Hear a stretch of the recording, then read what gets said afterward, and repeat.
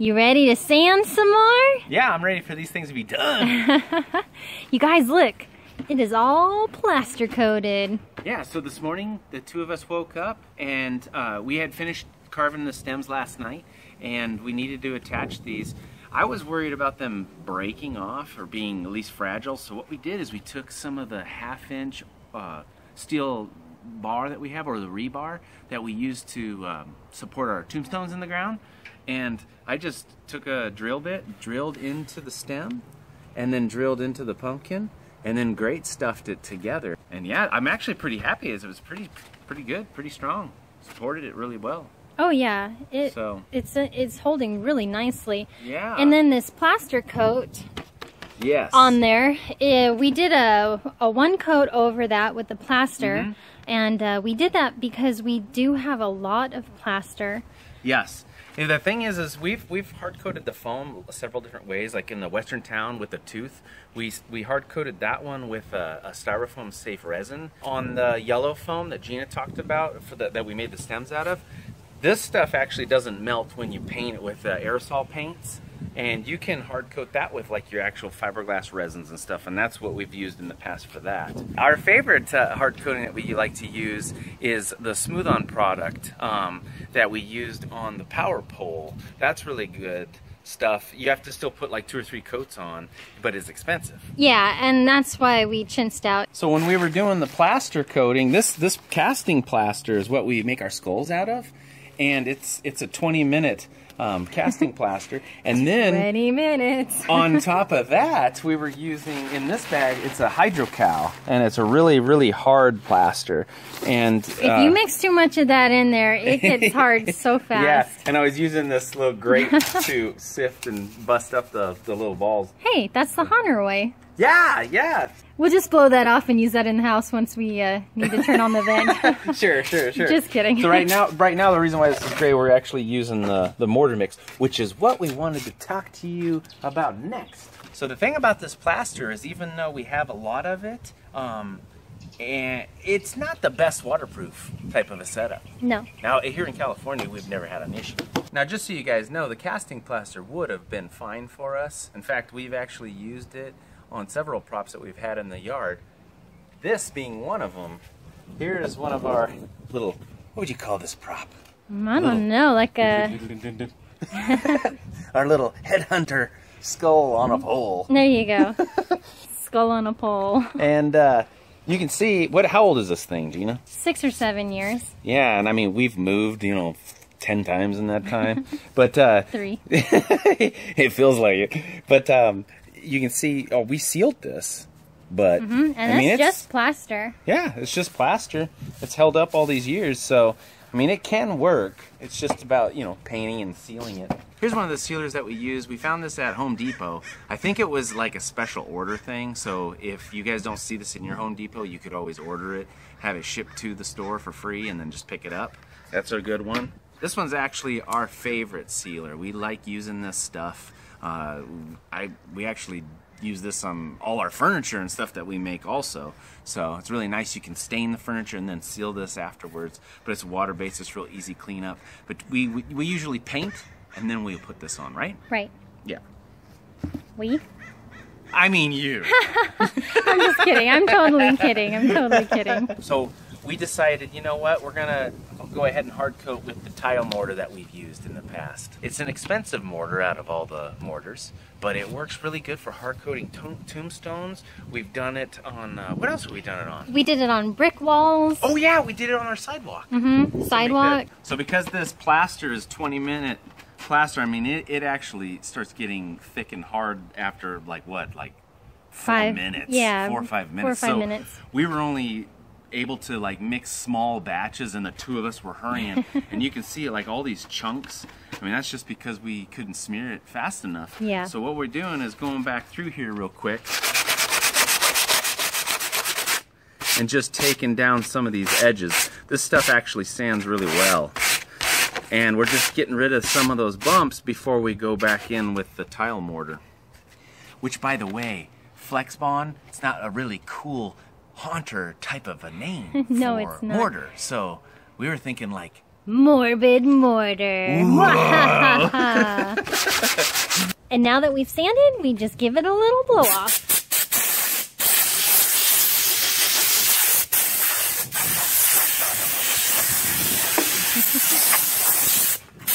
Whoa, whoa. Getting crazy, getting crazy. This is actually one coat. And it's on there good. Yeah. The smallest pumpkin weighs about 21 pounds now with all this hard coating on it. Hello? Anybody in there? Gina! Just to give you guys an idea, you can always try to knock down some of the stuff. I mean, it's pretty hard stuff. Yeah, it's good. It's pretty awesome. With the 2 chip brushes, we just brushed the mortar on, and then after it set for a little bit, I went back over it very lightly with a wet sponge, one of those big square yellow sponges, and just smoothed out a little bit. Yep. And now it's hard, and then if we want, we're going to go over it with a little bit of sandpaper, and that'll be good, ready for paint. We put it on a little bit thicker on the bottom. Bottoms, because that's where it's going to be resting on, so rocks or whatever. And again, I mean, if a person wanted to kick this thing, I'm sure they could bust through it, but I mean, compared to a lot with a steel toe boot. And I think also too, once we paint this, we're also going to seal it with like a clear coat. Mad scientist Chris right here. Which one of the powders will I use? So this mortar mix is a little bit more pricier than a lot of other ones. It's called flexbond. If you find ones that are tore up at the Home Depot, sometimes you get a little discount. Like we did. Yep. But what's nice about this one is it actually has some kind of, what's it got in there? Read and then tell the subscribers. It's highly flexible to prevent cracks. So, hey, works. You can always mix like fiberglass mesh in there. Whoa. You could put burlap strips. Wow. Or you could even put in paper towels. Newspaper. Anyway, get yourself a fancy little grate from Home Depot. It's like $1. Or a screen.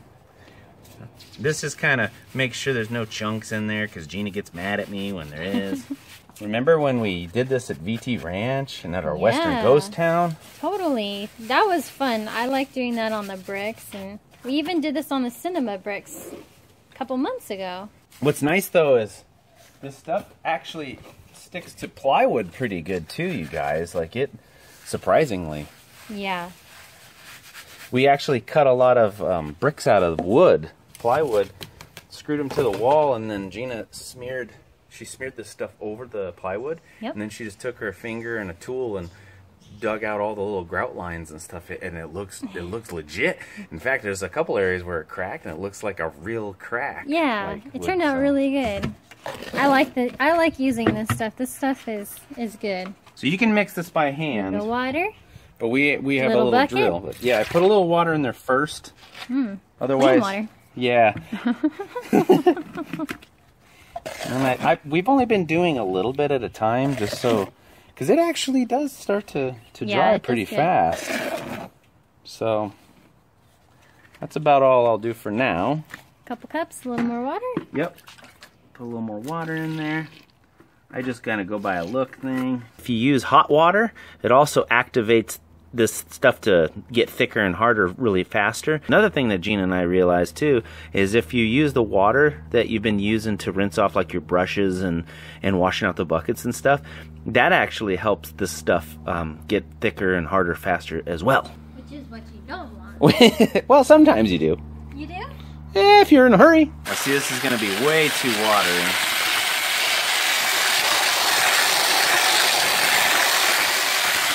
So what I'll do... Now I think I'm Team Chris on this one. I don't want to stir this stuff by hand. We have though, huh? Yes, we have. And again, normally you want this stuff to kind of be like a cake batter when you're doing your tile. But for what we're doing, we want it a little bit runnier. Once you get the consistency that you're looking for, you don't really want to add any more water to it because it weakens the the strength of it once you start applying it to your props and stuff. So it's okay to do it like right now, but once it gets all mixed together, just let it be, and if it starts to get hard, just throw it to the side. Scrape it out, throw it away, and make a new batch. Okay. Pretty good. Kind of give you an idea of how runny it is. The thing is, though, is every couple minutes it actually starts getting a little bit harder and harder. Now you guys are probably wondering, hey, how is this pumpkin resting on its stem and not getting damaged? Well, we have a very fancy tool for that. Let me go down. Look at that. That milk crate worked perfectly. Just set the stem in there. We can work on the bottom. I think that doing it over tombstones, mausoleum columns, all that kind of stuff, the facades, it works really good. You guys should definitely try it. Again, you can get it at Home Depot or Lowe's. It's usually about 30 bucks for a 50-pound bag. It comes in white too. And again, if you can find a ripped one, you usually get about 8 bucks off. So, yeah, you should definitely try it. Don't knock it till you try it. But if you do try it and you're putting it over foam, the thicker the better, because the foam does flex underneath and it can chip off, unlike putting it on plywood. So it's starting to dry now a little bit. As you can see, it's not as wet as it was when we first apply it. So then I just take a really damp sponge, not like a dripping sponge, but a really damp sponge. And I'm just gonna softly go over the top like this, and all I'm really doing, I'm not dragging anything, I'm just lightly over the top, just smoothing out some of these spots, especially in these dips in the middle. Yeah, she's got to be careful not to get it too thin. But the thing about it is, if it's too thin, you can always do another coat. Yeah, you can. And what I'm basically doing is just trying to smooth it out, make it even. You guys, we finally got them all hard coated.